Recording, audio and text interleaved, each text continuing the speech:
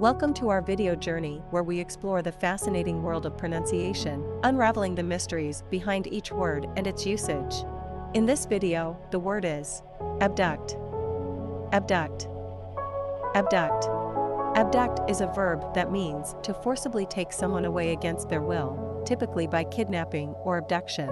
It involves the illegal or non-consensual removal of a person from one place to another. Examples: 1. The police were called when a stranger attempted to abduct a child from the playground. In this sentence, abduct is used to describe the unlawful attempt to take a child from the playground without permission. 2. The security footage showed the kidnapper abducting the CEO of the company.